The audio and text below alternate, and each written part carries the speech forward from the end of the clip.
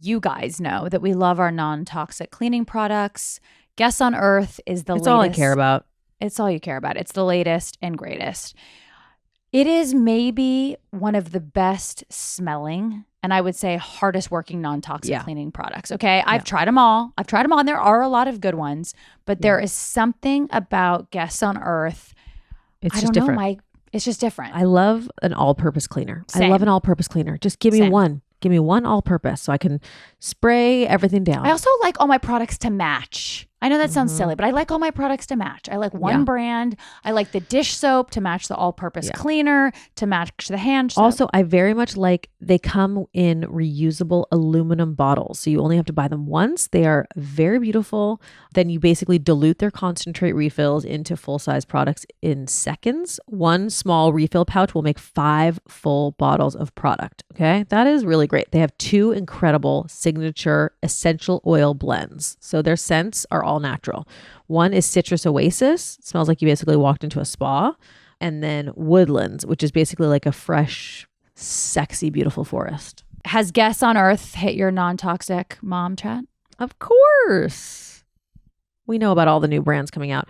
Also, if you don't trust it, all you have to know is that they sell it at Air One and at the Detox Market in LA. Oh, that's very hard to get into. Very hard to get into. So visit guestsonearth.com and use the code Foster at checkout for 20% off your first order. That is Guests on Earth, GUESTSONEARTH, like planet Earth.com, and use the code Foster for 20% off your first order. You've never seen a dating app? Don't you guys talk about dating? Well, no, I mean, when we worked at Bumble in 2017. So yes, I saw like that, but I've never seen it, where I've actually been looking for a guy. No. And women listen to you for the shit? What's going on here? Speaks in extreme. She's definitely seen a dating app. Welcome, new people. You should know that we are never prepared. We are always wearing sweats. We're never wearing makeup. I would almost consider myself the MC of this podcast. I am the narrator. So welcome. We hope you enjoy this. You guys always love when we do episodes on dating, icks. There's a particular guy that just really, he just lets us into the mind of a man. Honestly, he's a feminist. He had some real feminist takes that were very helpful for girls, women, people going through dating issues. He dropped some serious, I don't know if the phrase is mic bombs, but he dropped some serious... I don't know, like dropped the mic a couple times. He said things where I go, it all makes sense now. Yeah. It just all makes sense. If I had had this guy in my 20s, I would have done things a little different, Mm-hmm. So Jared Freid, comedian, but also romance guru. Kind of like a great guy, by the way. I told him we have a setup for him. It's true. Also, just to be super clear, we had some technical difficulties at the beginnings. Just be patient. We're dropping to the conversation at a certain point when the audio started working properly. So, be on this journey with us, people. The audio, I just want to say that was not our fault. We are unprofessional in a lot of ways. But this was not our fault this one time. No, it weirdly wasn't. Blame Jared. All right, guys, enjoy. All right, so we're talking about the kind of people we would date and the kind of people we would not date. Sarah's in a little bit of denial about the fact that she thinks she would date a barista who got kicked off of American Idol mid-round. I'm aware that I wouldn't date that person. I'm married, but I'm saying if things didn't work out, I know I wouldn't date that person. Mostly just because our lives wouldn't line up and I'm not interested in funding the relationship. I like to be equal partners or they make more. Those are the only 2 options. That's most women. I think it's really hard dynamic to pull off. That's why it's hard for women to find men right now. That's like the whole conversation in dating right now is that there's a lot of women doing pretty well and there's not as many men out there in a similar position. And that's what attracts, women to men in general. You always have to have that caveat. Allegedly. We're not speaking for everybody, but right. So, and that's kind of what I've been doing on the podcast for all these years. I'm kind of placed in the position of being the straight male voice. And I just speak from my personal experience. And I always say I'm 10% away from every guy someone's dating. I'm not the same, but I'm not 100% away. I'm within 10%. I'm one standard deviation at a min, so it's like, that's kind of like always been my thing. I speak for myself, and then, and then that helps. Hopefully it helps people date better and be better buyers. Like, I'm not going to change the world. My husband Simon feels a little threatened by you coming on today because he has been trying to make Simon's Corner happen, which is like his male perspective advice on the pod. And now you coming in, it's sort of like edging him out a little bit. Simon, though, like his lens, I obviously know him better, but Simon is he's the kind of guy where he's so kind. Not that you're kind, I don't know you. But he really, and I've called him out on this, I always feel like he tells women kind of what they want to hear, because he's the guy that someone will walk in, she won't look that great, but he'll be like, oh, damn, you look gorgeous. And I'm like, no, she doesn't. Like, she actually doesn't look gorgeous. Like, she doesn't look great. A big compliment to give someone who doesn't look gorgeous. I'd be like, you look nice. Yeah, nice makes more. You look fine today. No, good for you. Simon will literally be like, oh shit, the fire alarm's gonna go off. Like,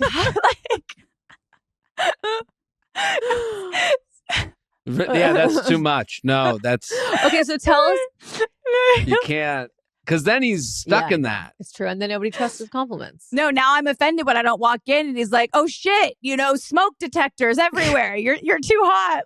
Okay, so it's very interesting. So this is what's happening in dating, because one of the first questions I wanted to ask you is like, what's happening in the dating world right now, right? What are like the things that people are struggling with? And you're saying a big one is women being successful and independent and not being able to find a man who matches where they're at in life, right?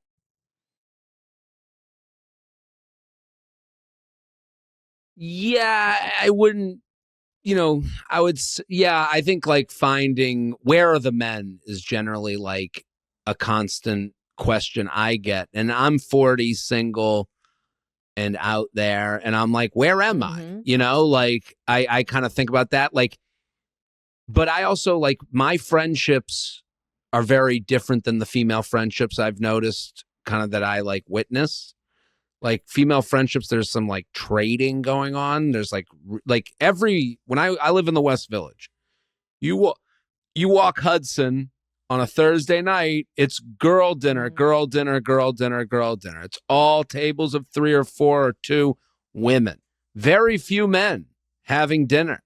That's not really how I hang with my friends or when I see them. Like there's no, again, like this is good and bad. Like I never feel like I owe a friend something because I didn't like, I wasn't there for them during their divorce, like there's none of that. But then that's why women are so close, so, this idea of like, where are the men? Like I go to the gym, I go do my work and I go to a bar and like can sit and have a martini alone. And then I'm like, I'm going to go home if I didn't meet anyone, it's like, whatever. Like I don't move somewhere because I have friends there. Like I'm moving to Del Rey in Florida this summer. And I'm like, every woman in my life keeps being like, do you have any friends? I'm like, what? Like I've never even thought of such a thing. Like that's not even like. How do you think that's affecting the way that we are meeting each other? How do you think it's affecting women feeling like there's no guys out there?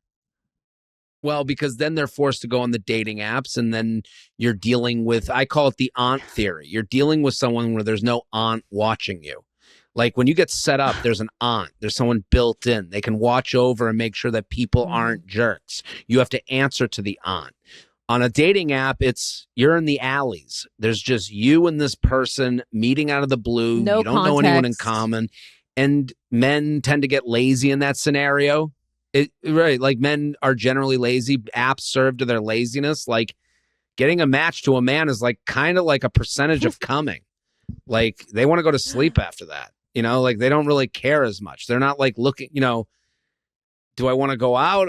Well, I know she likes me. I know she's into me. I don't know. That kind of took away a lot of the things. So like you have a lot of women that are dealing with like texting and not going anywhere. And it's like, yeah, But why do you think that's happening? Do you think it's a symptom of the apps? Or like you say, you're a 40-year-old single guy in New York, and do you want to meet someone?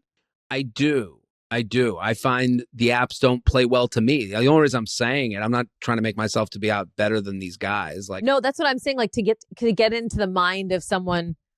So someone like you, because I think what a lot of women complain about, what we feel, and I certainly used to feel when I was single, is that there are these guys who are, let's say 40, 32, anywhere in that range, who are like, I want to settle down. I want to be with a real person. But then all they're doing is like this revolving door of people that are clearly not who they say they want to end up with. They're a decade younger. They aren't career women. And it's creating this huge gap in what men say that they want and then what they go after. And then there's all these like quality women that get really frustrated and feel like they're excluded from the process. not to be the feminist on your podcast, but I don't know if it's like, I don't think it's as much that they're going for women that aren't this like great woman. I think guys are dating really worthy and good people and saying they want a relationship and then getting to the point and going and having their heart flutter a little bit and going, well, I'm not ready. I need things in place. I need the house built before I move anything into it, metaphorically. And they run away from it because they go, I'll just go back to the apps because I'll find someone as good as this person when I'm ready. So you think it's more about like a guy getting spooked at the good thing because he wants to be more settled or something? I think it's a real thing that men feel like they have to be. I mean, you're the man, so you know better, but where men feel, I think now more than ever, yes, there are the high school sweethearts who start with nothing, have nothing, they're kids, they come up together, they believe in each other, they grow together, they build each other up, they're part of each other's rise. But I do think that I feel like men now more than ever have this mentality of, I need to be of a certain status, I need to be of a certain economic, and clearly they do. Look at the conversation we're having about it. In order to like meet my person. Like, I think that, yeah, let's talk about that. I agree with that. And then the problem along the way is like, you're saying you're ready for this thing.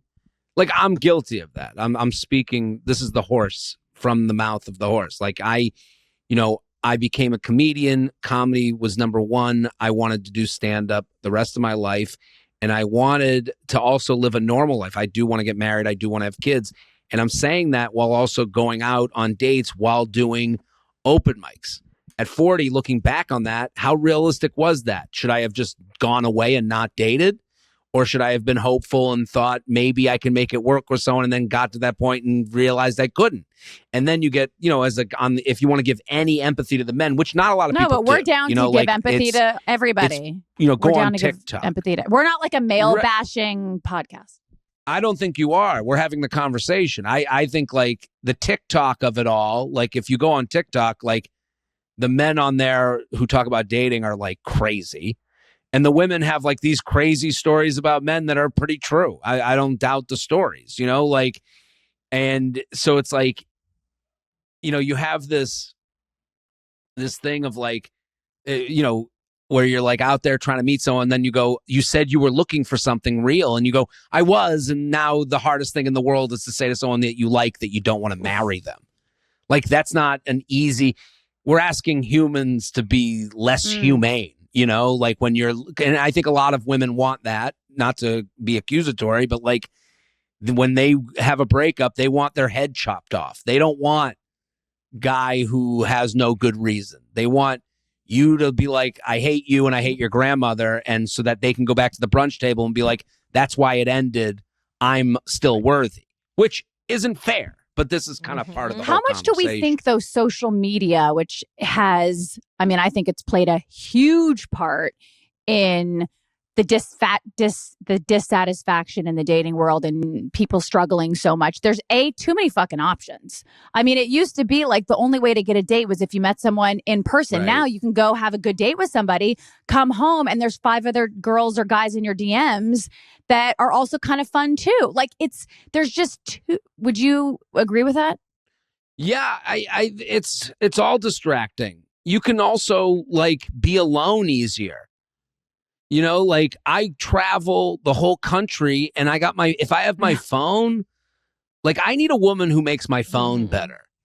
You know, like, I'm not like, you know, and like all of us are that way. Like, I went to Australia for 3 weeks alone. Was I lonely? Yeah. Were there moments that I was like, if I didn't have a phone right now, I'd really need a girlfriend. I'd be like, what the fuck am I doing? Wow, I need a woman. I need someone who makes the phone better, because I think everyone on here knows there is nothing more intoxicating. There is nothing better than someone who gives good text, someone who gives you that feeling, someone who's witty, someone who's funny, someone who holds your attention, that person that's like, I don't even want to look in my DMs. I just want to be texting this person. There's nothing better than that. Right. And that's like, and then, but in addition to that, there's like, you know, having a, you know, it was back in the day, having a cigarette after work felt good. Now it's like, I'm like, I could sit at a bar with a martini and my phone, just like looking at Instagram. And I think that's the same feeling people used to get with a cigarette. Like, that has to be the same, like, ooze my body goes through with a little bit of, with a drink and a phone and a good bar spot and maybe it's all dopamine. It's all dopamine. And hits. if I fuck later that night, that'd be nice. Okay, so Jared, like, we hear a lot about women's frustrations in dating and like what we think is out there or the lack thereof. What are guys' complaints? Like, what are men feeling about the dating scene? The complaints of men are like, it's not, no one cares. You know, like, there's no male plight to dating. It's pretty easy to be a guy dating, and that's kind of the plight. You know, like, I'm not saying that to be there's Scott. no timetable like, I'm not trying to, on like, your, you know, figuring it out. You can choose older, younger. No timetable. There's a lot of women, right? There's a lot of women who will go out with you even if they're not attracted to you. Men only go out with women they're attracted to. So, like, to be complimentary, I always say, like, there's men masturbating to. Well, there's men that masturbate to feet. So I'm always like, that's why, like, this idea of like who's hot, who's not, like, that doesn't matter. Looks don't matter in the most disgusting way I can say it possible. Because if there's guys masturbating to feet, looks don't matter to a guy? They don't matter generally. They're the only thing to a guy, but every guy has a different look that they're into. Like, if a guy's masturbating to feet and they made a hyperlink to get you to the feet quicker, then you are someone's foot.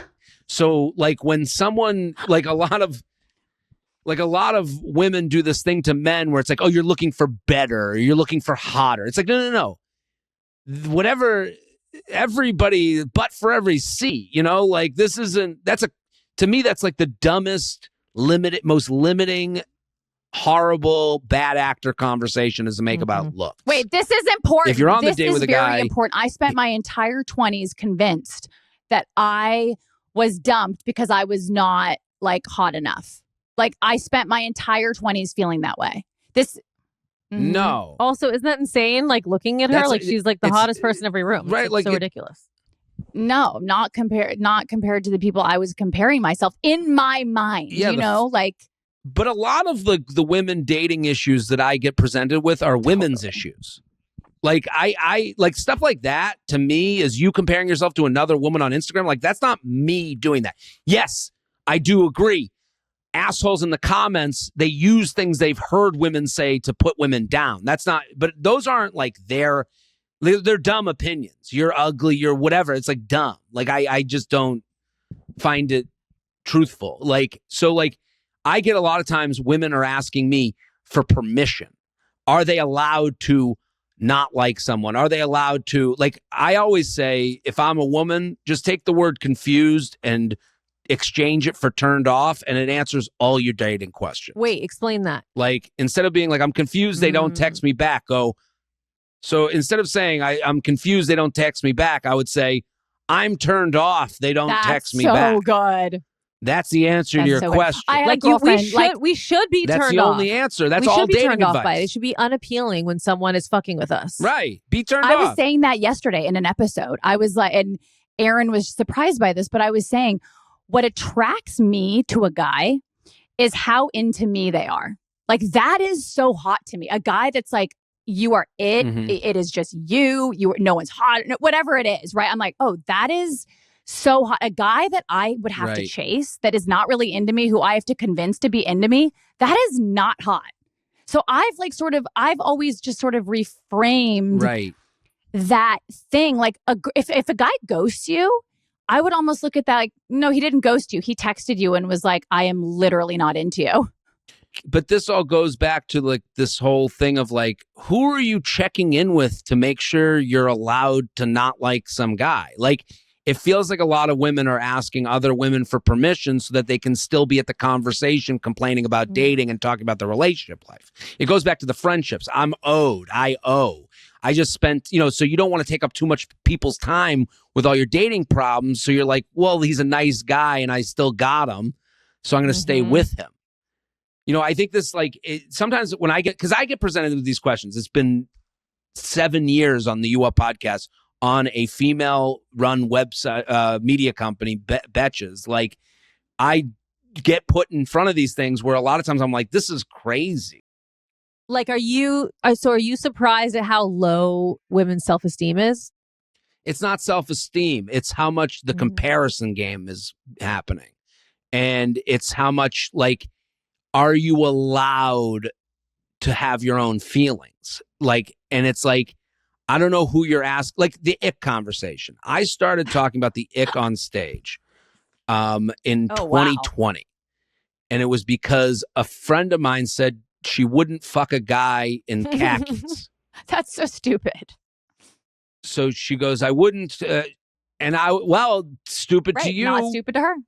That's not, again, and I said, okay, I was saying I couldn't relate to it because it wouldn't matter if the woman was wearing khakis, I'd still go home with Mr. Rogers. It wouldn't matter to me, so I started doing the bit, which ended up being on the Netflix special about me investigating the ick. And I would go around the country and the world. I went to the UK, all of Europe. And I would ask women, what's your ick? Like, I love hearing icks. And to me, the rule with the ick is that there's a difference between a turnoff and an ick. If you want it to be fun, which it is a fun conversation, like a turnoff is like their nails are like really long. I'd be like, well, there's no woman that's into long nails. An ick is like he wears sandals with jeans.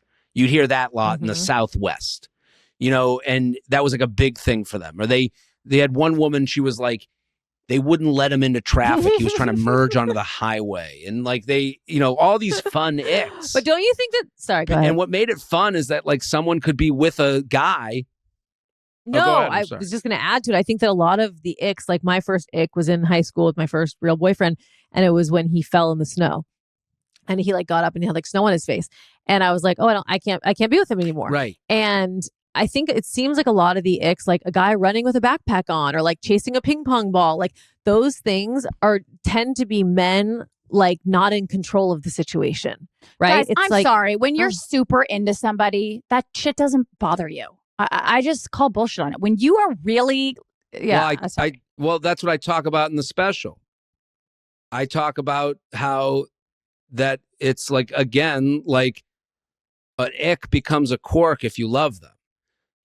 I talk about on the special that men don't have the ick. That's why it was so interesting to me.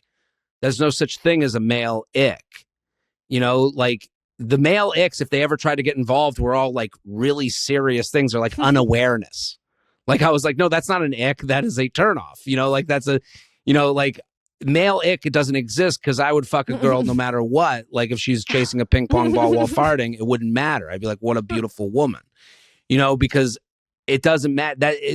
To me, the ick was the straw that broke the camel's back. It's women giving men chance after chance because they're afraid of going, I don't even want to go out with them. Women will go on a date and be 10 dates in and be like, I'm not sure if I'm attracted to them yet.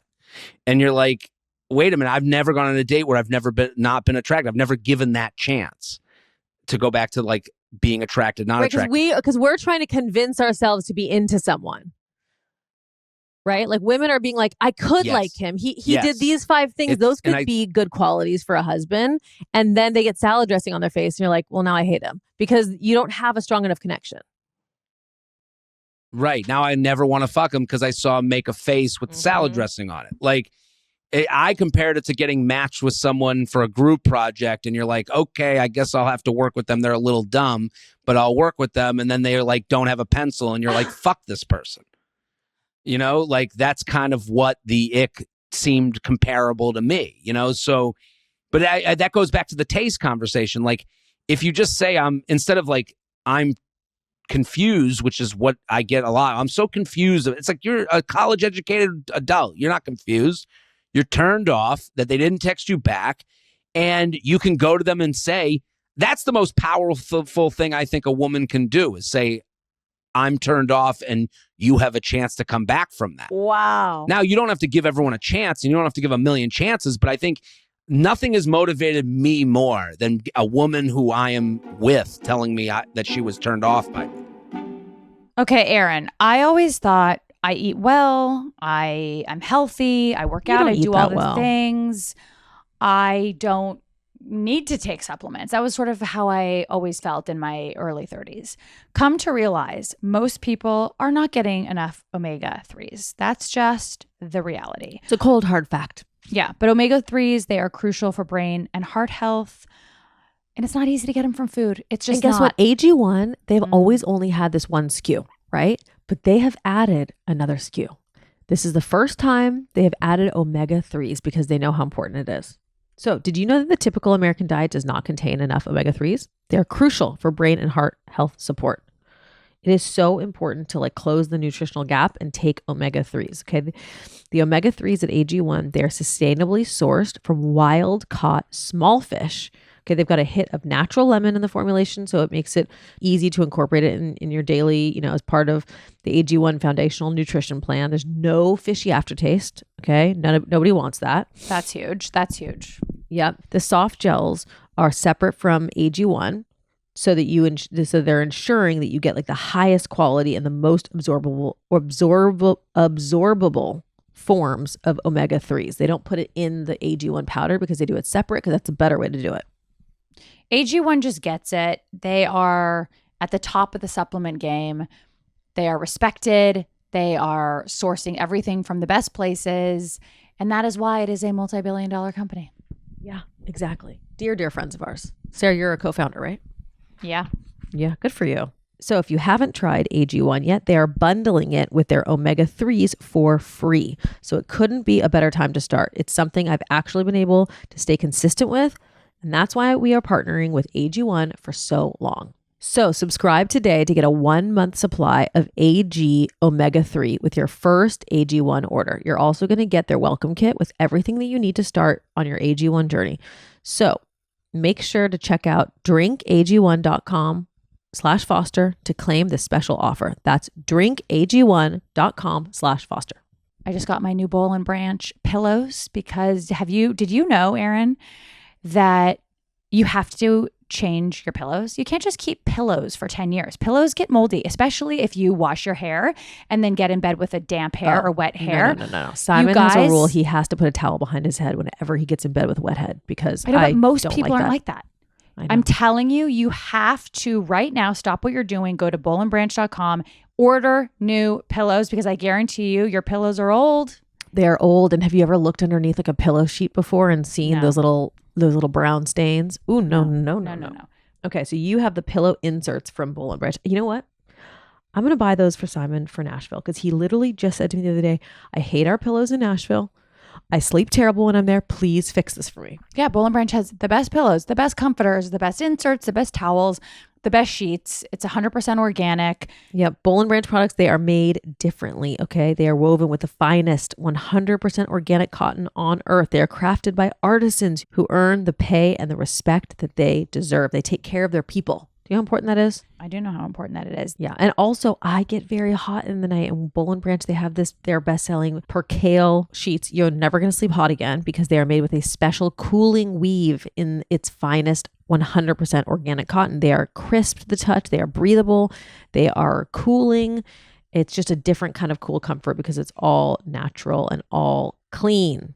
So feel the difference an extraordinary night's sleep can make with Boll and Branch. Get 15% off plus free shipping on your first set of sheets at bollandbranch.com with the promo code Foster15. That's Boll and Branch, BOLL branch.com. Promo code is Foster15 to save 15%. Exclusions apply. See site for details. Okay, our code is Foster15. This show is sponsored by BetterHelp. Erin, I have therapy today. I'm jonesing. I haven't had it in a week and I feel like I'm going a little mental. My anxiety is through the roof.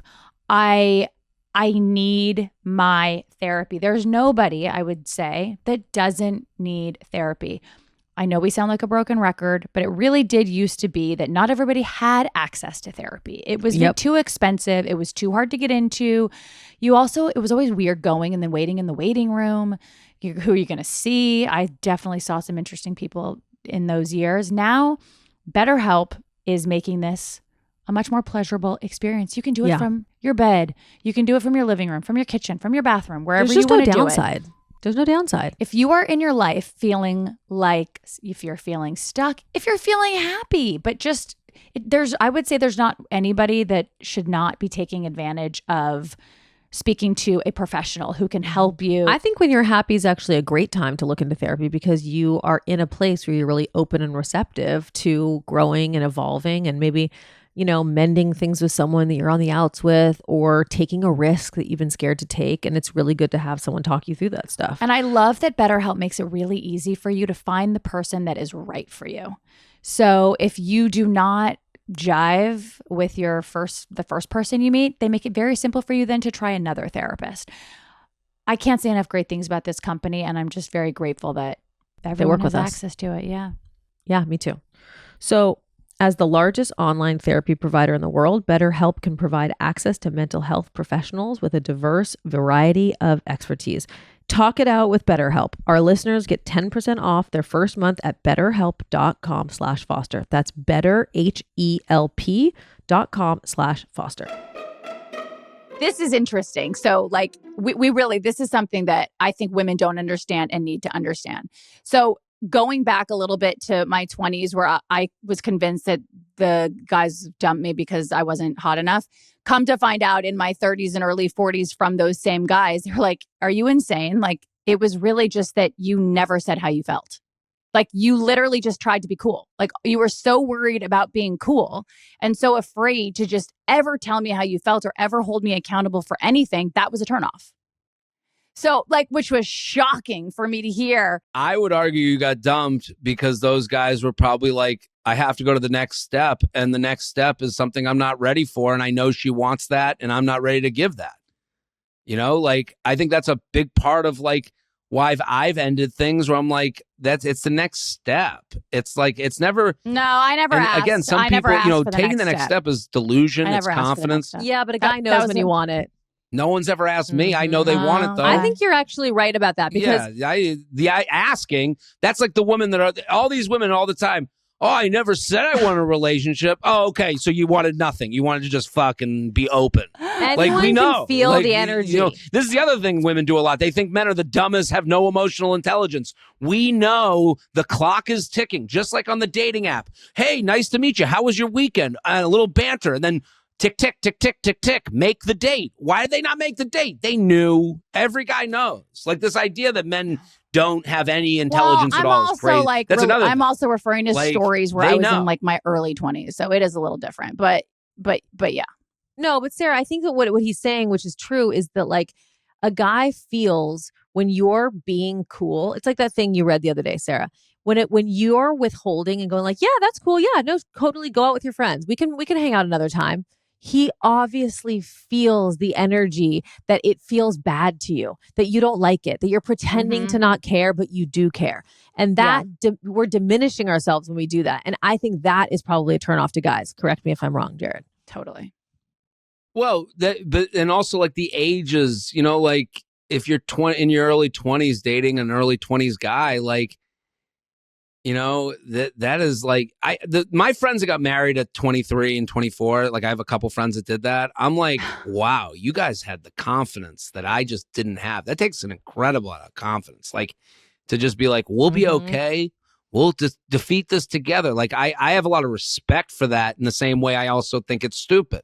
Like both are true to me. When you're that age, there's no barometer for anything. You're just in it. I mean, you have no concept of, your own mortality. It's like, doesn't even.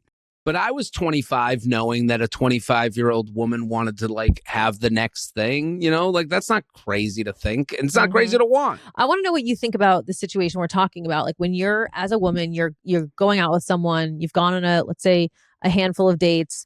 This guy's like come in hot, right? Said all these things, love bombed a little bit, whatever, made you feel like he's obsessed with you. And then you feel the pullback, right? Like the texts are getting later. The plans are no longer dinners. They're starting to be just like, hey, can I come over? Whatever it is, you start to feel the shift. You're feeling burned. And most women are wanting to know what the right way is to ask for what you want and call it out without coming across like a psycho, like crazy, which I think is unfair to women because a lot of men put you in a position to feel kind of crazy. Like they tell you you're in something. And then when you think you're in that thing, they're like, what are you talking about? Where'd that come from? But women want to know, like, should we be saying, right? What the fuck? Why aren't you asking me to dinner? Or like, what the fuck? We had plans. Why aren't you following through? Like, this doesn't feel good to me. Like, what is a good way for a woman to sort of stand up for herself and demand what she wants without being like, I don't know. I don't want to say too assertive, but like needy, codependent. Yeah. Because I think that's always our fear. I think the fear is, I'm with you. Everything you said is correct. This happens all the time. And it's, again, like, it's like that age old tale of miscommunication, but it's like, I will say this, fear is the unknown. And I think I'll speak for myself. Like if I'm in that thing 3 months, and we're not really talking about what the next month is, like actionables. You're pulling away is like vague. And they're pulling away because they're not sure what they want to do next. They're not sure if they want to like dig into this deeper. They're not sure if the next thing is something that they're ready to do or if this is the person they're ready to do it with. All of those are concerns that are like really hard to say to someone that you like, because I don't think any of this is two people who hate each other or one person that secretly hates the person they're pulling away from. They're pulling away from someone that they like. So in normal circumstances. So like based on that, like I think a lot of times you're presented with like what's going on and having to like answer for this full on relationship. And you're kind of like, you lead, I'll follow is a lot because women want to be pursued. They want to be, put on, like they want the next thing, but they want the guy who's excited about the next thing, and if you're not excited, you're like, man, I'm really disappointing this person. And now it gets bigger. In my head, it gets bigger. It goes, and if I can't do that, I go down the rabbit hole like we all do. You go, oh my God, I can't get engaged. Now I got to introduce, I got to do the next thing, the engagement, the marriage, the kids, am I ready? And it gets so big that it's ridiculous. It's not even what you're being asked to answer for. But I think a lot of times you're asked to answer for like this vague, are we together? And it's like, what does that mean? I think if all that stuff was made smaller and more actionable, it would like, it would have helped me. But again, I should do that for myself. If I was a better communicator, I could have said that too. Okay, so if a guy is pulling away, does that mean he's not into you? No. I think that generally means he's deciding what he needs to do, and he's doing it on his own, which is the worst part. Right. He should be including you in the conversation. If he's not including you in that conversation, then are you guys really a team? Are you really negotiating? He's negotiating against himself. What are some ways that women have handled you pulling away or you not delivering what they're wanting from you? What are some ways that women have responded to that in a way that was effective and like attractive to you? Unattractive has been basically the motto of like, if you like me, I like you. Ooh, I think that's like not an attractive way to go, but that's what a lot of people go. That's the way they go. They go, just tell me exactly. I think it's attractive anytime I've been presented with like, I call it the reveal. And We call it the reveal. The talk is stupid. Having the talk is usually someone asking someone else to tell them they're in a relationship, which is like crazy. You're asking the person who knows the least to tell you everything that's going to happen. I call it the reveal. We've talked about it on the podcast for years. And it's just like, I think it's always been effective to say very small stuff. Say exactly where you are. Speak for yourself. I terms. I am seeing what this relationship can be. Like, that's not marriage. That's not engagement. I'm seeing if we're a good dynamic, and I'm deleting the apps so that I can have my full attention on what we are doing. See what I just said there? Like, it's pretty simple. When it's put that way, now that guy on the other side of it knows he is actively sleeping with someone who has deleted the apps and is the only person that other person is attending to. And at the same time, she's putting him in a place where a man, I think, feels comfortable, which is having to show up, having to provide, having to whatever. So you almost put a man in this competitive state of like, you're on trial. I'm seeing where this can be. Is that kind of what you're saying? I agree. I think that's part of it, but it's actions. It's an actionable thing. Because now, if he's still on the apps, like, I know I would feel uncomfortable being on dating apps, actively dating other people when someone just told me that they're only dating me. And it also gives you an opportunity to say, hey, I'm not in the same place that you're at, right? Right. And you're hearing, I'm on page 52, and then you have to go, okay. And all I tell the people when I say to do the reveal is to just shut the fuck up. Say your piece and shut the fuck up. Don't ask for answers. Just walk away. You're smoking them out. And 9 times out of 10, you're probably going to get an answer that, like, it'll hurry things along. They're going to come back and go, based on what you told me, I'm not there. And you're going to get an answer that's going to turn you off, hopefully. Like, I'm hoping for a turn off. Or they say, now that I know, all I have to do to stay in this thing and feel comfortable, because, again, we're all narcissists. I live in the key of me. I'm the star of my own movie. So I want to feel comfortable in my movie. So what am I going to do to make sure that I'm comfortable? I have also deleted the apps because I am also going to concentrate on this relationship. Now we're on an even playing field. There's nothing for me to get in trouble with. Now we're not talking about like engagements, or we're not talking about moving in. We're just talking about this right now, here and now. It's I'm so on the interesting same your because, advice. Oh, well, Sarah, I was going to say, it's so interesting because I dated a million different people, too many people, all mostly bad relationships, bad dynamics. And when I was dating my husband, we weren't exclusive. And I went to New York and I went on a date with somebody else.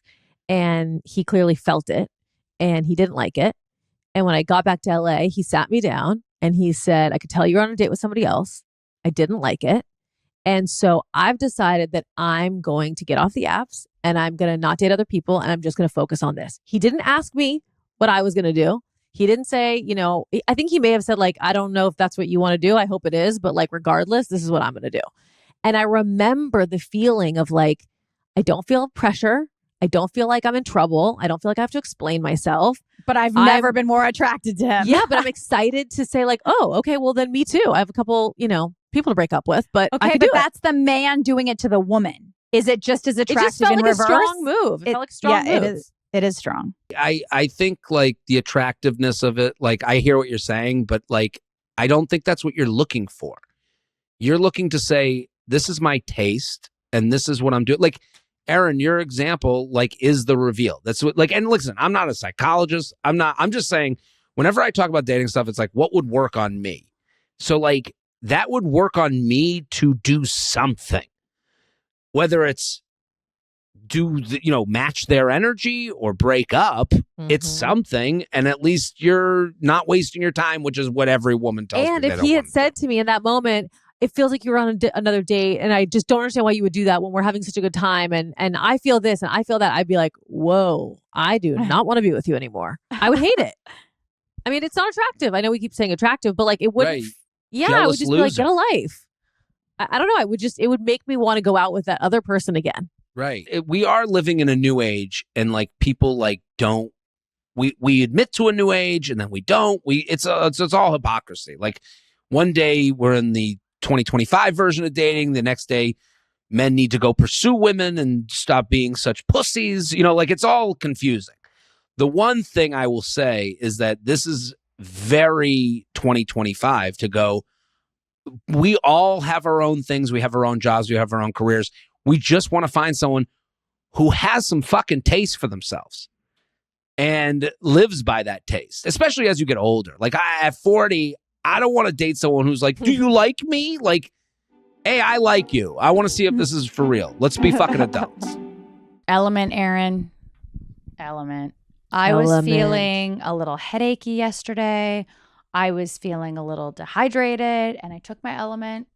Felt better in about 30 minutes. There's just something about Element that you don't realize that a lot of people have a real electrolyte deficiency or imbalance. And that is the thing that is causing headaches, cramps, fatigue, brain fog, weakness, all the things. So Element is a 0 sugar electrolyte drink mix. Now they have a sparkling electrolyte drink, which by the way is incredible. Simon loves them. I know.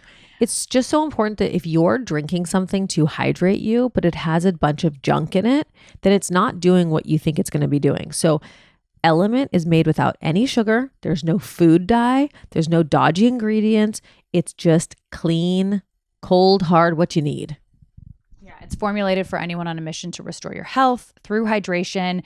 It's obviously perfectly suited for athletes, people who are fasting, people on keto, low carb, whole food, paleo diet. They have a new flavor that is very delicious. It's called lemonade salt. Doesn't that sound good to you? Okay. No, it is good. I've had it. It's really good. You just mix it up with water. You can add it to your iced tea for a salty Arnold Palmer. You can get creative with a pitcher of salty lemonade and fresh fruit. Get creative with your Element. Right now, Element is offering a free 8-count sample pack of their most popular drink mix flavors with any purchase. This is a great way to find your favorite Element flavor or share with a friend. Get yours at drinklmnt.com/Foster. This deal is only available through our link. You have to go to drinklmnt.com/Foster. Nuuly is a subscription clothing rental service that is all about helping you have fun, get creative with your style. We love Nuuly personally. I'm obsessed with Nuuly. They have Favorite Daughter. We do exclusive things for Nuuly. So there are some pieces that Favorite Daughter makes that are only available through Nuuly that we just make a collection of. I saw Tinks one day wearing this outfit. I swear to God, I was like, what is this outfit? I had not seen it. Favorite Daughter exclusive for Nuuly. It was like Sarah, our Phoebe. You gotta come to the office more. I know. I should really get to know the business. Last year, there was corduroys that I loved. The orange corduroys. I liked the So Nuuly good. ones almost better than the ones that we did in our regular collection. No, Don't tell anyone. I know. But you know what else I love? I love that they are your personal stylists. They also, if you love something that you have borrowed, you can buy it at a better price. Which how genius is that? Which I love that they do that. They have inclusive sizing up to 5X. They also have petite. Here's the kicker. They have maternity. Why would anyone waste money buying maternity clothes? This is just a flash in your life. You're not going to wear these clothes again. Yeah, because nothing you want out of your closet faster after you give birth is than No. your maternity clothes. No, borrowing maternity clothes is genius. So every month you can rent 6 items from Nuuly's shared closet of thousands of styles for everything you could have going on. They have all the dressy stuff for all the occasions, going out clothes, cute dresses, your vacation fits. It's It's just genius. the best way to shop. Okay. Nuuly is a great value at $98 a month for any 6 styles. But right now you can get $28 off your first month of Nuuly when you sign up with the code FOSTER. Just go to Nuuly.com. That is NUULY.com. That's Nuuly with 2 U's, and enter the code FOSTER. Sign up to get $28 off your first month. That is NUULY.com, Nuuly with 2 U's, code FOSTER. Nuuly subscription clothing rental. Change your clothes. Ipsy is the ultimate beauty subscription that delivers the most viral, coveted beauty products straight to your door. You're going to get up to $70 worth of the top makeup, skincare, and more curated just for you, starting at only, are you ready for this? I'm ready. $14 a month. That is So Ipsy. easy. That is Ipsy.com. IPSY.com. Okay. You can get the best amazing products. Okay, they have Benefit Cosmetics. They have Elf, which just bought Rhode Cosmetics, Hailey Bieber's line. They have Bare Minerals. They have Dry Bar. They're all curated based on your preferences. Like for me, I'm obsessed with clean makeup, clean skincare. They have tons of options for that. Ipsy just makes everyone feel like a top influencer. These boxes, they come to your door and it's like the ultimate gift package. When that thing arrives, Valentina thinks she's Alex Earl. I mean, I watch her light up in a way that she doesn't really light up when she sees me in the morning. No, she lights up way more when she sees her Ipsy box. Have you seen these videos of people opening our Ipsy box? They're amazing. No, they're amazing. By the way, our Ipsy box is incredible. No, I mean, so maybe I'm a little biased. I don't know. Why would you say that you're biased? I could be a little bit biased. I don't think you are, Sarah. It is the perfect curation of the only makeup you need, the only skincare you need, all in one box. Also, members get exclusive access to huge sales and to product drops and limited time deals. And there's no commitment. You can literally cancel anytime. Not that you would want to. Why wouldn't everybody subscribe to this? I'm just curious. And so the subscriptions start at just $14 a month for up to $70 worth of products. So it's like such a steal. It's just so great. And by the way, beauty is overwhelming. You never know, like, what's the new thing? What should I buy? It introduces you to products that you are going to end up loving and then wanting to buy all the time. That's what I love. You know, the other day I was like, I want a gradual self tanner, but like, where do I even begin? I don't know where to get that. Well, Ipsy. I won't say which one because you got to get the box. So go to ipsy.com to get started with your first glam bag. That's ipsy.com. You're going to be obsessed with what shows up in your mailbox. What do you think the biggest mistakes that we make? And I mean, we're a predominantly female audience, so it's like I want to talk to our girls. What are the biggest mistakes that us women make early on? Not introducing people to your friends. Why? Because it signals like an insecurity? Hiding men. Them. Okay. And in our, okay. I think a lot of women hide men because they're worried about having to deal with like cleaning up if it makes a mess. And I get that. Like, I'm never going to like shame someone for how they feel. I get why people would be insecure to introduce someone to their friends. I think a lot of dating happens in the alleys and it's got to happen on Main Street. And that's like a very helpful thing. Dating in the alleys is why, is like going on a date, getting wine and not telling anybody about it. Like, I think you are your best self when you're around your friends, the people you owe nothing to, the people you are awesome with, and you're probably the most attractive when you're with your friends. Totally. And it's like, so like, I think like the idea of like, it's too early to this, there's no such thing as too anything to me. Everything is just is. So like, if I was a woman or man, like for me, if I'm like, and I've gotten in trouble for this in my dating life where like, I'll introduce someone to my friends and think of it as like, it's easy as a man, again, easy to date as a man because there's no one's like, what happened with so-and-so? Like, I'm not going to get a lot of shit for that. I'm not going to feel like I'm not worthy if the girl doesn't show up the next week. Oh my God, I thought you guys were going to be something. No one says that to me. So I don't have to deal with that shit. But I will say that if I was told like, hey, my friends and I are going to this beer garden and we're hanging out on Saturday and you should come. That's like a really good, if you want to like test, I'm not a big test or game player, but like a guy who's like trying to get to know you, like goes to that and meets up with you and your friends and puts on a performance for your friends and tries to do the right thing. And I like this because I think a lot of women feel like I don't want to scare him off by inviting him early on to come meet me and my friends. Like, I don't want, I think that as women, we do tell ourselves these things all the time. Like, we don't want to be too pushy or codependent or scare him off. So this is very good advice.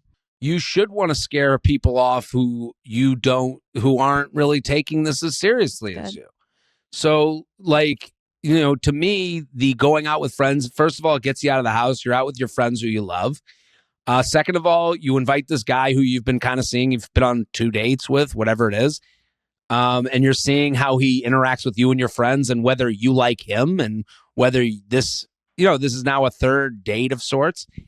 Also, If he doesn't come, you're out with your friends and you're having fun and there's other guys there. You know, like, so I think this is like a win-win-win-win-win. You know, like I think people avoid it and you end up being, you know, not doing anything, you know, like, and go out with your married friends. I think going out with your married friends is another thing. Like, make plans with your married friends. Your friends' husbands have no idea who to fix you up with. They've never thought of you once. They don't give a shit about your life. You're a problem. You're in the way. You're the friend that complains to their wife and steals their wife away from them. They can be your greatest asset. That is the guy who goes, oh, Rick at work. And then don't go to your friends' husbands and be like, will you fix me up? How about you be awesome with your friend's husband? And then your friend's husband's going to go to Rick at work and go, I was hanging with this chick. I would fuck her if I didn't have this wife I had to deal with. You know, like that. The husband, the friend's husband is your greatest asset that you are totally doing wrong, I think, for a lot of single women. And again, this is all like easier said than done. I'm not going to Mel Robbins you into feeling bad about yourself and tell you that you should go to the market and pick up a cantaloupe and then talk to a man where while do you in an think open girls relationship. should go to meet I'm not guys? going to do that. He just told you, Erin, and dare Go hang out with yourself your to married your friends. friend's Go fucking husband. Be awesome. No, all my husband's friends are Wait, married. Be awesome with the married friends and but and do you let's see. invite the guy out with your married friends, or is that weird to That's a do lot. early on? Is that a lot? I don't think anything's Oh. weird. There's nothing weird. If you like him, if you think you should do it, you're not a crazy person. You're in an apartment with a fireplace. You're doing pretty well. You can realize whether that's a crazy thing to do or not. I trust your opinion on that.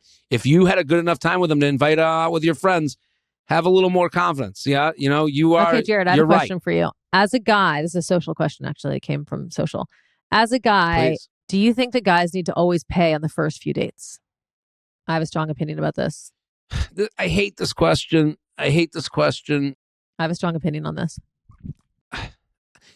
My problem with this question is I have a strong opinion for myself. I'm just not like, this is why I'm not successful. I'm not an internet troll. Like I'm not going to sit here I'm not going to do the rage baity thing of like, and also like what your husband would do. You're beautiful. That'd be like the you're beautiful answer. Every guy should pay.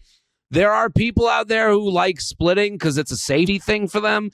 There are people out there who like, you know, paying or whatever. I did a TED Talk on this topic, okay? There's a TED Talk out there. You can look up TEDx, Jared Freid, and it's all about, to me, it was all about women not believing in their own taste. And it wasn't about the pay or not pay. So I like to pay. I feel good. When I ask someone out, I am asking them out to pay for them. I think if you like that and you like the feeling of that, you should own that. And that's something you should own, and that's called your taste. If and again, it's because listen, I'm even like not even nailing this answer because I get so annoyed because like you get into this internet hashtag. Like you're saying that you don't want to have some buzzy, strong, one-sided take on this. Like you feel like it sort of depends on the situation. I feel like I'd be making a rule for someone that I have no place to make it. It's not my opinion doesn't matter. I like to pay. Now, do I think every man should pay in every scenario? Like, I don't know. If anything, if I'm a woman and I like when a guy pays and he doesn't pay, good to know. You just found out that you don't like him as much as you thought you did. I think it comes up a lot because of the thing you were saying earlier, where we're sort of stuck. We're stuck in between like old dating and new dating, like modern world and old world. We're stuck in between. And I think that because of that, men and women don't know how to act, but also a lot of men don't. Like women aren't used to chivalry anymore. There's not a lot of women out there who feel like they have a lot of romance or being taken care of. And I think there's something about a man being like, I asked you to dinner, and so I'm paying for dinner, that feels like you're being taken care of. Like, I agree with you. If you ask a woman out to dinner, you should be asking to pay. Do you think that guys are kind of resentful, like right now in this time, because of the whole like women? No, a loser is. A loser is like, I'm not like, but I'm saying like this is bad actor material. Like it goes back to something else we were talking about. It's that women being ashamed of their own taste and making sure that their taste is correct. How about it's just your taste? I don't date bald guys. That sounds really fucking bad. Well, that doesn't matter. You're not attracted to bald guys. Like it doesn't fucking matter. Like, should I go out with a bald guy? No, if you're not attracted to bald guys, I would tell you not to. But then you're going to get less men to go out with. You know what I mean? Like, again, those are the chances you take when you have taste. Taste changes. So, like, the paying thing, like, I pay because I like to feel good about myself and I want to win the date. There might be a therapist out there that's like, Jared, you want to win the date? That's a little fucked up of you. Like, what are you trying to win? I'd be like, I don't give a fuck. I'm going to pay. You don't be subject of brunch the next day that you didn't pay on a date. Yeah, but that's not even the reason I'm paying. I'm paying because it makes me feel good to take a woman out, and I like it. But then someone could come back at me and be like, well, again, I'm not going to get like three degrees down to like find out that someone is like writing a blog about how like I need to pay to feel like a man. But I'm like, I think it's like a version of killing the lion and bringing it home. I can't do that anymore. It's not caveman. If I went on a date with somebody, paying on the date, if that's what makes me look like, if I went on a date with somebody who was like the check came and if he was like splitsies, I would never speak to this person again. But then I'm such a sicko. I like to pay for everything. So I'm sort of, which is my own shit. Since I was, by the way, in my 20s and literally like I have money now. I did not have money in my 20s. I was always, I would try to get the check before the guy, in my 20s when I had no money. I would, if I had $500 in my bank account, I would spend half of it on the meal and I would just do it. The guy on the other side of that would go, if I was on the other side of that date, I would go, no, I got it. And then I would say, I asked you, you can pay for the next one. That would be what I would say to make it less awkward. Some girls like to pay if they're not into the date because then they don't feel like they don't owe him anything. And I totally understand that. I'd be like, you know what? I got this because I don't ever plan on talking to you again. So I would like to not owe you anything. And I get that. Did you guys see that viral TikTok? I don't know if it was viral, but it was a girl being like, I'm going to make dating really simple for you. I'll tell you why I have no boyfriend. She's like gorgeous. And, she's like, I'll tell you why. Here is the problem right now. All the guys that like me, I do not like them. All the guys that I like don't like me. And it was like, and she was like, thank you and goodbye. And I was like, oh shit. It's honestly so real. It's so real. She's like, you want to know why I don't have a boyfriend? Everyone's like, why don't you have a boyfriend? Because literally all the guys I like don't like me. And all the guys that like me, I don't like. And I was like, that's dope. That literally felt like my life before I got married. Oh my God. Okay. In your 30s, how big of an age difference is too much? Like, what's your thought on age gaps for the different decades? The age thing, I went on a date. I'm 40. I went on a date with a 28-year-old last night, and I decided I left being like that was too young. Yeah.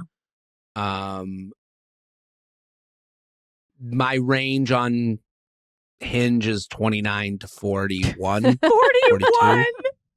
That's amazing. 41. Oh, it's so sad for us. I'm just. I know. This is but Aaron, Aaron, that makes sense. A 40-year-old man who wants to, I assume, have multiple children, even though women in their 40s can still have children and all those things. But I get it. Like, it's just as. I know, but it's crazy because, like, my husband and I were both on. We were both on the same dating apps, but like we didn't see each other because his age range stopped before me. And I was 35 when we met. And I think his age range went up to like 32 or something. And we're pretty much the same age. I'm 2 years older than him. And so it's like, I feel for women.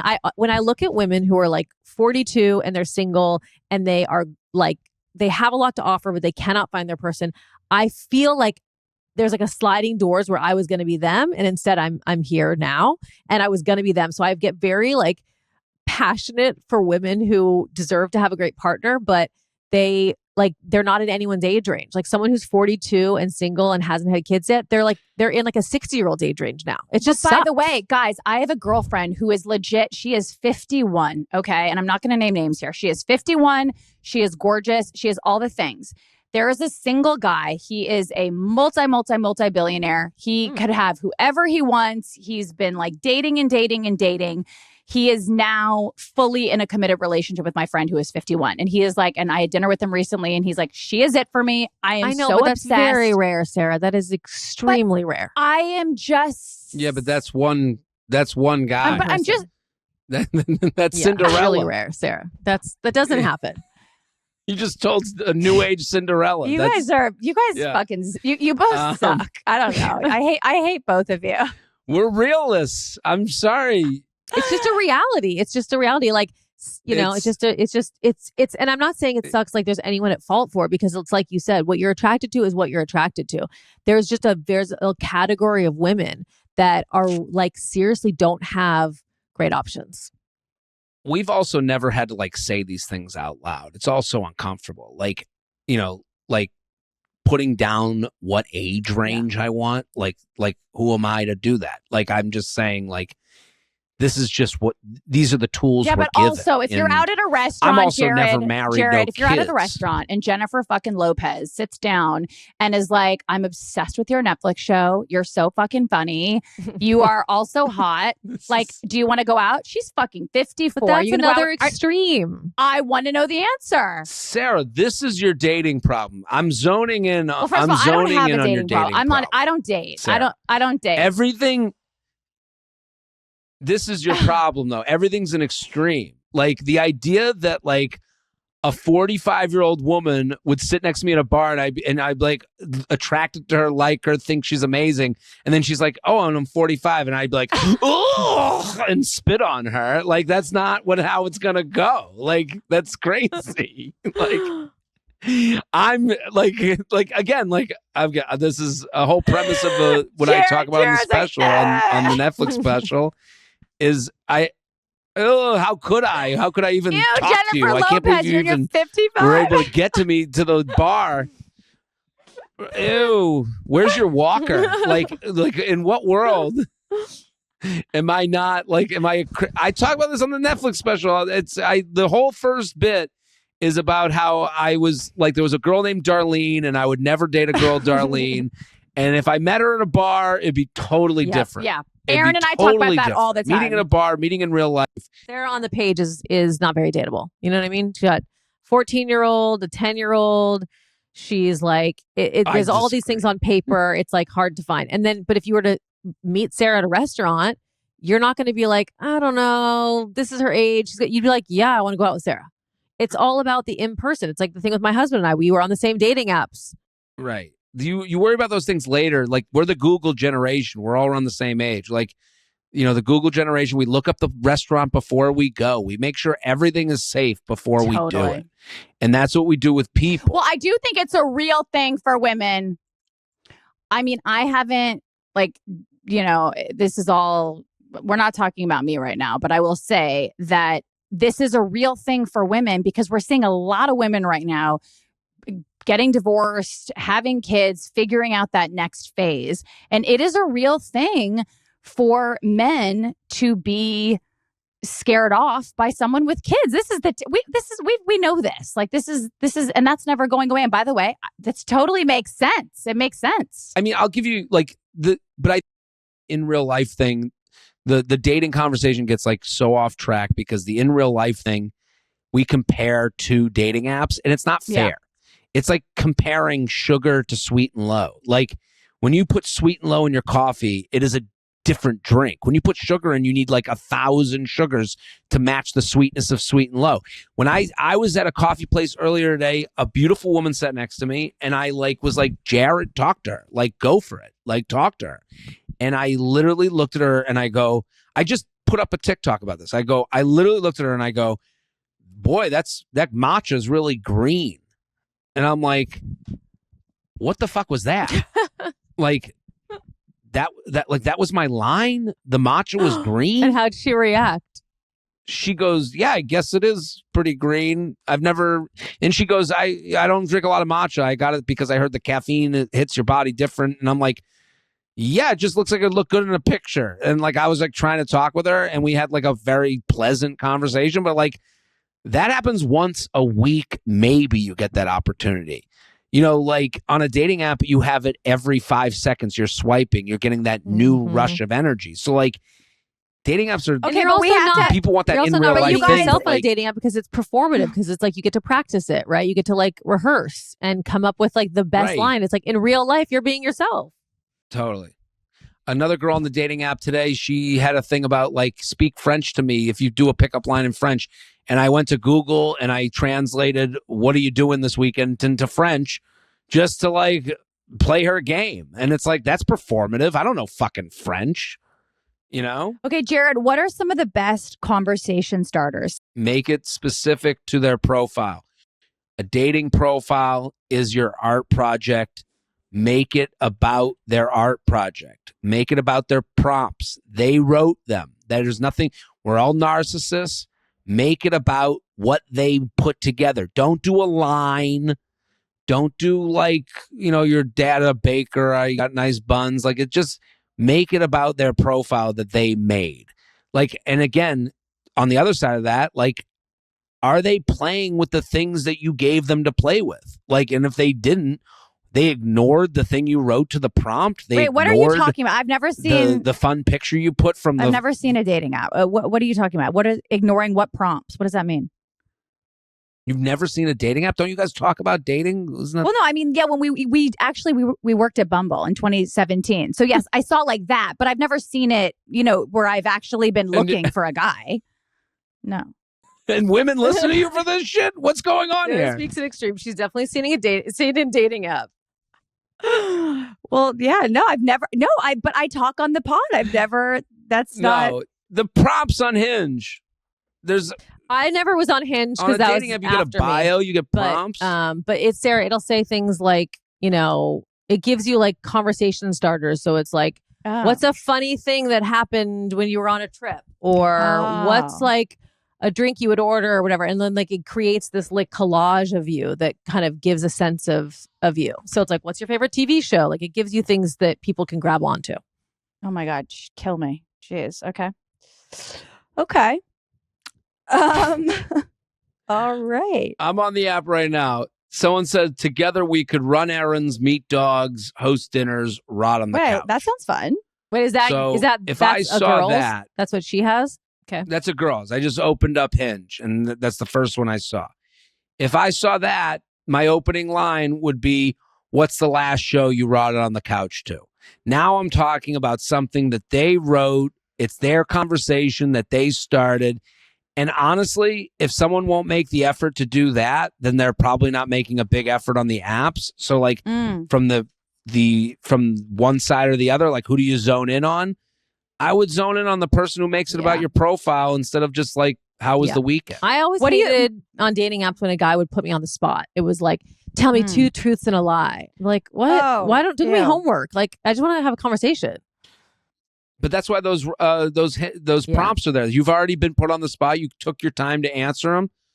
Like I have a thing about ice. I say that my goal in life, I've been fucking around lately. I got annoyed and tired.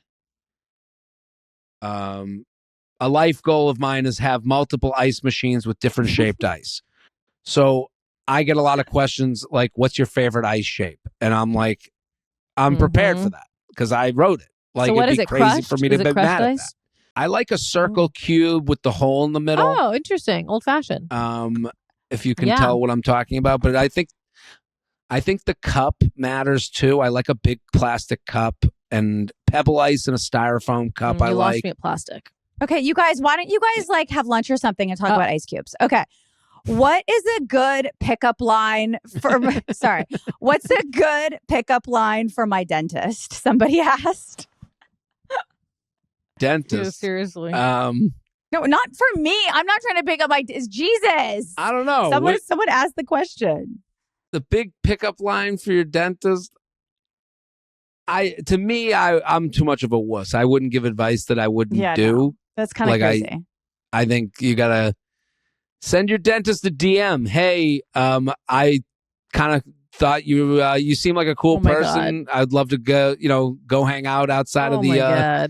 Wait, we haven't Why not? talked enough about girls making the first move. Like, how do guys feel about that? They don't care if they're attracted to you. Yeah. That's the thing. None of that matters. Yeah. None of it matters. And again, like attracted doesn't mean hot or not hot. It means if you're my type and I can look at your profile, like DM slides. I get asked about DM slides. If you're my type and I can look at your profile and I can see that you're a safe person with a full life and friends and all that stuff, yeah, I'm going to take you seriously. I'm not going to be like, what a loser. She had to like ask me. How would I know to ask her? So true. Women need to rebrand what they think hot is because it's so true. I know I have so many male friends and they'll be not into the girl that I think is so hot. I'm like, she's so hot. Are you crazy? And she's like, no, not for me. But is really into this girl who I might look at and be like, oh, interesting. Like she's not hot, in my opinion. That's the thing with setups that gets so annoying. Like you tell your friend, you're like, yeah, not for me. And they're like, what? They're amazing. They take care of sick kids. They're beautiful. And it's like, what am I supposed to say? Like how much can I know you think they're great, but this is just not working. I don't know. I'm playing my numbers game here. I'm trying to avoid disappointment. When I ask a lot of my single guy friends, I'm like, what do you want? And they all like, it's always the same thing. It's always like someone who's really funny and really smart. I'm always like, really? Is that true? Like, do you act? Because that is always, no one ever says to me, I want someone hot. They're always like, I want someone really funny, really smart, has her shit together. Do you call bullshit on that? Or do you feel like those are the traits that are the most important? No, they want someone they're attracted to that will be a good improv partner. Mm-hmm. They don't want someone funny. They want someone that thinks that they're funny together. And they want someone who is sexually adventurous. That's what they want. Okay, I have a question. Wait, what is that? Like, oh, wow. Okay. We talk about this a lot. It's no one's more judgmental of sex stuff than women. Interesting. Yeah, I've heard about how like straight men basically have the most pressure on them sexually of any category. Wait, why? Because it's like, you have to know what you're doing. Because anytime you're like, hey, we should do this, you get accused. Right. You have to know what you're doing. Anytime you suggest something, who'd you do that with? What is that what you're into? It's also like you have to be aggressive, but you have to be sensitive. You have to be, you have to be assertive and you have to be the initiator, but you also have to, make her feel safe. I think it's just a lot. But I had a question leading into, Sarah. I feel you breathing, so don't talk yet. But we talk about this a lot, which is what to do when you are no longer interested in dating somebody, meaning like you've gone on a couple of dates, he wants to go out, how's next Thursday? This is where ghosting comes into the picture. A lot of people would prefer to just never respond again and ghost them and confuse them. I got to a place in my 30s. It took a long time and my brother-in-law did it for the first time for me. He like wrote a text to a guy and it kind of like absolved me of this stress where he was like, just send the guy a text that says, hey, I had a great time with you. I just don't think there's a romantic connection. But, wish you the best. And once I did that for the first time, it set me free of feeling like I have to do this cat and mouse chase of like, oh, I'm going out of town. Like, great. Well, then when are you back in town? Like, you have to just keep lying or you ghost them and then you're stressed at like, what if you run into them? So I'm an advocate for sending an honest but nice text, letting them know where you're at. And I want to know what you think. Yeah. I agree with send a text, but I listen, easier said than done. Like, I think like sometimes things that, what separates a fizzle from a ghost? The ghost is someone you liked that didn't, answer you. The fizzle is someone you didn't like who fizzled away. There's just it's all about, so who can say what is right, wrong? There's no good answer to this. If someone texts me like, and listen, I've ghosted. I'm not proud of it. I've done everything bad. Okay. So if I'm saying, how would I act in a perfect world? Hey, this was not a romantic match is like the best thing you could ever write to someone, because I think a lot of women are a little too nice when it comes to this. They don't want to be a bitch. They don't want to be an asshole. And men, you have to really chop off their heads. Like you can't, a guy who likes you, you got to like put the stake through the heart. So to say like, that guy has too much ego to believe that, oh, this week doesn't work. Well, how about next week and the next week? Just like you said. So like, I think a lot of times women run into this, like they're being soft with it. Yeah. And you got to be like, direct. I'm moving to Zimbabwe. It would be way too hard for me to say like, I would never want to hurt anybody's feelings. Right. I think it hurts. I think it's worse to let it go long. The worst thing women can do, and I'll say this, and I'm not proud. I just I just went on a date with a girl, and she was talking about like her crazy dating stories, and she was telling me that like she was showing me the text from this guy who wanted to be Venmo'd for the date.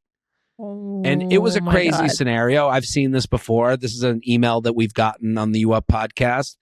But I thought it was very interesting. Her breakup was like, we should be friends.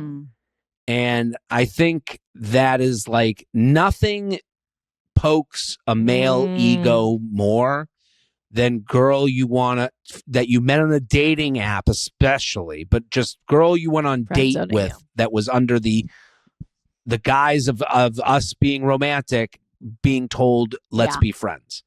No one wants to be your friend. I don't want to be your friend. I don't need more friends. I don't want to be friends with a woman who told me she didn't want to fuck me. No. And it is just personally you shouldn't say it.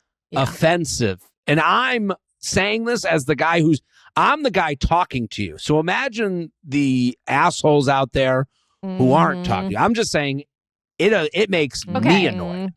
And I'm on female podcasts, so like, no, it's I'm a really good point. It's like, you're doing it to be nice and it's doing the opposite. It's making a guy feel like shit. So don't say, and you weren't friends before. So you say, I didn't feel a romantic connection, but you seem like a great guy and like, I wish you the best. Yeah. I want to set our ladies free who are trapped in this cycle of, I think he still likes me though because he's still looking at my Instagram stories. Ooh, we have to release these women right now. It means nothing. What is your take on this? Block them. Block them. Block them. But this girl clearly wants them to be watching their stories. No, but we have these conversations as women all the time. Like, okay, but yeah, I mean, I feel like he is into me because he looks at my Instagram stories. Like I look at Instagram stories from people I literally mean nothing to me all the time. Here's the problem. She's right. The problem is that the algorithm is built that the first stories that show up on your stories are the profiles you've touched the most in one way or the other. So that's the way you guys worked at Bumble. You know how algorithms work. You guys know this world. So like the stories you see first are the accounts you dealt with the most. Now, on top of that, if you've just dated them, then of course your account is someone they dealt with the most. You were dating. But as time goes on, they're checking in on you. So they're right. The guy is looking at their story probably more than he would other people because you're a woman he was attracted to and still is. That's the thing. Like with breakups, like what I find from a lot of my female friends is they're like, when they're out and they've freed from a guy, the idea of like being with him again is like disgusting to them. They get to that place at some point or another. All these guys are just like, when they're watching your stories or they're liking your thing, it is them letting you know, I'm friendly, I'm cool, no hard feelings if you just want to fuck and get to the exact same place we left off at. But that's as far as I'll go. So I think a lot of men are like that video game, and that's the level you're never going to be. We'll go, so if they do come back, it's, I hate the phrase, they always come back. It's always this cocky woman who thinks they know what they're talking about. It is this bullshit. They always come back for what they had before, not for more. They always come back for the leftovers. Oh, wow. They come back knowing that you'll deal with the bullshit and they'll go up until the point that they got to that they left you at. So it's like this like tough talk bullshit that I hear from like, and again, like I'm like one of the few straight guys that are like out there talking about dating. Like I know that like, and then I find just these women out there repeating things I've said after I gave them advice in the DMs, and then they become dating coaches. Like this is what happens to me all the time. Wait, so it's like an outlier story. That's why I'm in a studio apartment. I have all these women. It's an outlier story. The girl that kind of just hangs around hoping and then it's kind of like they're not really together and they're together and then they get married. Like that's an outlier. That doesn't really happen. I do not see that happen very often. I mean, it's just not gonna. Yeah, it's not. That's a rom-com. Yeah. Every woman talks about these rom-coms set us up for failure. You know, these Disney. It's Disney. Like, you got to block. You got to get rid of it. You got to get off the. They're on a drug just like you're on a drug. They're watching your stories because it does help them. You are a rush to them. You're a woman that would say yes to their naked body. They like that. Like, I think we like strip men of all these emotions and these attachments. Don't strip them from the emotions and attachments that you have as well. We're all the same. No one's smarter. No one's dumber. So they're watching your stories because it feels good to watch woman I have fucked. You know, so then, and also they're going, maybe I would go back, maybe I wouldn't go back. But then they get in it and they end up doing the same thing they did before. And they're the same guy that wasn't going to go to the next level. So is that why guys ghost? People ghost because it's uncomfortable. It's uncomfortable to reject someone. It's a way easier. People take the path of least resistance in everything. Yeah. You know? Okay, Jared, we're being ushered off right now. Erin, you're always what up? like, I mean, I want to keep talking for another That's okay. hour. Me, we're getting a text saying, wrap it up. The red light is flashing on us. It's not me. I could do this for 2 more hours. I could look at that blurry, pixelated, delayed feed of Jared for many hours if I could. I'm sorry to Simon, but Simon's Corner is going to take a little side stage, and we're going to have Jared come back because I think people are going to love this episode, but they're going to want more. And so let's get that on the books. Yeah, no, this was very good. I'm as a person who doesn't even need dating advice, I'm still shook by some of the things you said.